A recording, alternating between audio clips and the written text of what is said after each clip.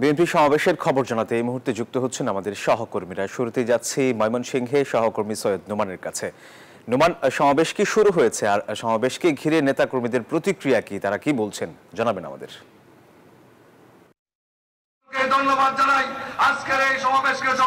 ধন্যবাদ আপনাকে। আমি শুরুতেই যদি বলতে চাই যে আজকে উত্তর জেলা বিএনপির উদ্যোগে যে সমাবেশটি হচ্ছে বিএনপির 4 দফা দাবি নিয়ে, সেই সমাবেশকে ঘিরে সকাল থেকে কিন্তু আমরা দেখতে পেয়েছি যে যার তৃণমূল থেকে একবারে জেলা শীর্ষ নেতৃবৃন্দ, তাদের মধ্যে কিন্তু একটি অন্যরকম উৎসাহ উদ্দীপনা কাজ করছে। এবং এই উৎসাহ উদ্দীপনা কতটুকু কাজ করছে তা কিন্তু এই বক্তৃতার মাধ্যমে, অর্থাৎ যে বক্তব্য রাখছেন যে দলের নেতারা, তাদের মাধ্যমে সেটি এই বক্তৃতার মাধ্যমে কিন্তু ফুটে উঠেছে। এবং তারা বারবারই একটি কথা বলছেন, দীর্ঘ 17 বছর পরে তারা কিন্তু ওপেনলি, অর্থাৎ এইভাবে সমাবেশ করার সুযোগ পেয়ে তারা কিন্তু অনেকটাই উজ্জীবিত। এবং তারা আশা প্রকাশ করছেন যে এই মিটিং থেকে আসলে সামনের নির্বাচন নিয়ে যে একটি রোডম্যাপ ঘোষণা করা হবে। এবং প্রধান অতিথির বক্তৃতার দিকে কিন্তু তারা মূল আকর্ষণ রাখছেন। এখানে আমি জানিয়ে রাখি, বিএনপির চেয়ারপারসনের যিনি উপদেষ্টা আছেন ফজলুল হক, তিনি কিন্তু প্রধান অতিথি হিসেবে বক্তব্য রাখার কথা রয়েছে।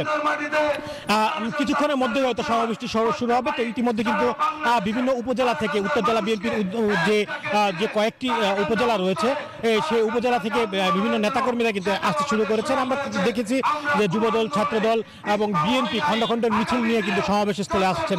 যদিও এখনো সমাবেশ শুরু হওয়ার ঘণ্টাখানেক বাকি রয়েছে, এরই মধ্যে কিন্তু অনেক নেতাকর্মী কিন্তু এখানে এসেছেন এবং দেখছেন যে বক্তৃতা পর্ব চলছে। এবং সেই বক্তৃতার মাধ্যমে কিন্তু ফুটে উঠেছে যে এই 17 বছরে তারা কতটুকু নির্যাতিত হয়েছে এবং এই নির্যাতনের ফলস্বরূপ সামনে এক সুন্দর ভবিষ্যৎ, সুন্দর বাংলাদেশ গড়তে চান, এইটি কিন্তু তাদের বক্তৃতার মাধ্যমে উঠে আসছে। এবং এই সমাবেশ নির্বিঘ্ন সফল করতে প্রত্যেকটা নেতাকর্মী কিন্তু দেখেছি আমরা কাজ করছে। সব মিলিয়ে আমি যদি বলি, এই বিএনপির যে আজকের সমাবেশ, অর্থাৎ উত্তর জেলা বিএনপির উদ্যোগে, সেই সমাবেশটি সফল করতে বিএনপির প্রতিটি নেতাকর্মী কিন্তু নিরলস পরিশ্রম করে যাচ্ছেন। আর একটু জানিয়ে রাখি, ময়মনসিংহে কিন্তু সাংগঠনিক জেলা হিসেবে ময়মনসিংহে 2টি জেলা রয়েছে। এর মধ্যে ময়মনসিংহ দক্ষিণ জেলা বিএনপি এবং ময়মনসিংহ উত্তর জেলা বিএনপি, অর্থাৎ আজকে যেখানে সমাবেশ হচ্ছে, এই উত্তর জেলা বিএনপির উদ্যোগে যে 7টি উপজেলা রয়েছে, সেই উপজেলা থেকে এখন নেতৃবৃন্দ আসছেন এবং যারা দলের সিনিয়র নেতাকর্মী যারা আছেন জেলার, তারা কিন্তু এই এখন বক্তৃতা দিচ্ছেন। নিশ্চয়ই আমার ক্যামেরার মাধ্যমে দেখতে পাচ্ছেন তাদের বক্তৃতা পর্ব যেখান থেকে হচ্ছে, সেখান থেকেই দেখানোর চেষ্টা করছি। আমি জানাই যে এই দীর্ঘ 17 বছরে তারা যে নির্যাতিত হয়েছে এবং তারা যে এই সভা সমাবেশ কোনো ধরনের করতে পারেনি, সে বিষয়গুলি কিন্তু তারা এখানে বারবার বলছেন। এবং তারা বলছেন যে এই যে দীর্ঘ সময় যে ওপেনলি সভা সমাবেশ করতে না দেয়া, তারই জন্য কিন্তু আজকে এই এই ছোট্ট মাঠে অর্ধলক্ষাধিক মানুষের সমাগম ঘটবে বলে কিন্তু তারা জানিয়েছেন। এবং প্রতিটা মানুষই কিন্তু, আমাদের প্রতিটা বিএনপি নেতাকর্মী কিন্তু আমাদের জানিয়েছেন যে এই যে আগামী সুন্দর একটি বাংলাদেশ গড়তে তারা কিন্তু এখন প্রস্তুত রয়েছেন এবং সেজন্যই তারা দ্রুত কালক্ষেপণ না করে নির্বাচন চাইছেন। এবং আজকে যে 4 দফা দাবি রয়েছে, সেই 4 দফা দাবির মধ্যে কিন্তু এই নির্বাচন কিন্তু একটি। এবং আরেকটি বিষয় জানিয়ে রাখি, বিশেষ করে দ্রব্যমূল্যের যে ঊর্ধ্বগতি, সেটি নিয়েও কিন্তু তারা বেশ প্রতিবাদী। এবং তারা বলছেন যে এই যত দ্রুত সম্ভব এই দ্রব্যমূল্যের ঊর্ধ্বগতি নিয়ন্ত্রণ করার, সাধারণ মানুষ জানি খেয়ে বেঁচতে পারে। অর্থাৎ বিগত সরকারের আমলে যে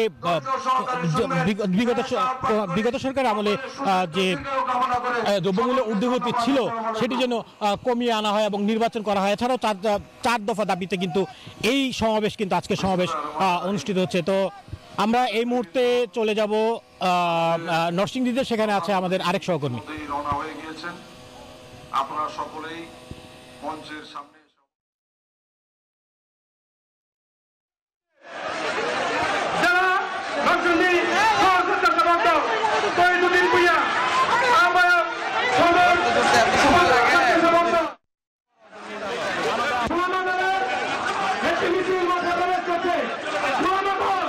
রংপুর নগরীর পাবলিক লাইব্রেরির মাঠে আর কিছুক্ষণ পরেই কিন্তু শুরু হবে বিএনপি সমাবেশ। এই সমাবেশে অর্থাৎ প্রধান অতিথি হিসেবে বক্তব্য রাখবেন বিএনপি চেয়ারপারসনের উপদেষ্টা আবুল খায়ের।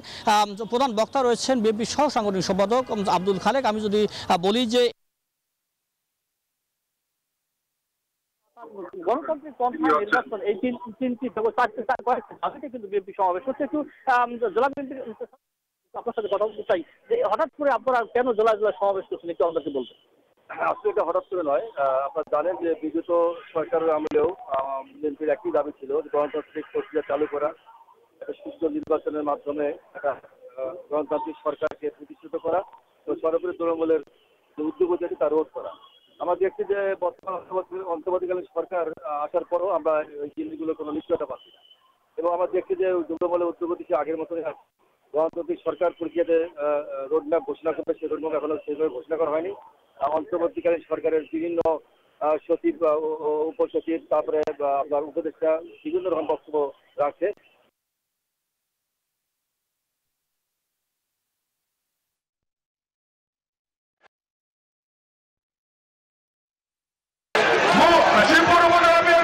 ধন্যবাদ মানিক। আপনি যেমনটি জানেন যে এই মুহূর্তে আমি রয়েছি নরসিংদীর যে জেলা বিএনপির যে সমাবেশ রয়েছে সেই সমাবেশটিতে আপনাকে একটু দেখা যাচ্ছে। এরই মধ্যে কিন্তু এখানে নেতা যারা রয়েছেন, নেতাকর্মী, তারা কিন্তু মাঠে এসে উপস্থিত হচ্ছেন। একই সাথে আমরা যেমনটি দেখেছি এখানে প্রধান অতিথি হিসেবে কিন্তু উপস্থিত থাকবেন বিএনপির ভাইস চেয়ারম্যান গিয়াসউদ্দিন কাদের চৌধুরী। একই সাথে ঢাকা থেকে অন্যান্য কেন্দ্রীয় নেতাকর্মীরা উপস্থিত হবেন। এখানে আমরা কথা বলেছি নেতাকর্মীদের সাথে, তারা আমাদেরকে যেমনটি জানিয়েছেন যে দ্রব্যমূল্য বৃদ্ধি সহনীয় পর্যায়ে রাখা, একই সাথে আইন শৃঙ্খলা পরিস্থিতি উন্নতি ও ফ্যাসিবাদী চক্রান্ত মোকাবেলা, একই সাথে দ্রুত যেন নির্বাচনী যে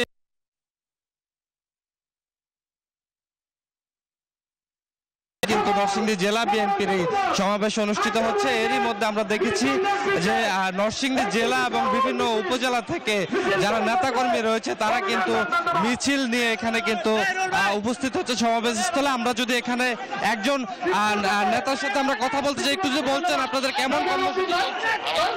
আলহামদুলিল্লাহ, আমাদের প্রিয় অভিভাবক নরসিংদী জেলা বিএনপির বিপ্লবী আহ্বায়ক খায়রুল কবির খোকন ভাইয়ের নেতৃত্বে ব্যাপক শোডাউন হচ্ছে এবং বিএনপির লাখো লাখো নেতাকর্মী এখানে জমায়েত হয়েছে। আপনারা ইতিমধ্যে দেখতে পাচ্ছেন খায়রুল কবির খোকন এবং মঞ্জুর আলাহির নেতৃত্বে, সদস্য সচিব মঞ্জু ভাইয়ের নেতৃত্বে ব্যাপক একটি সফল মিটিং আমরা আশা করছি আপনারা করবেন।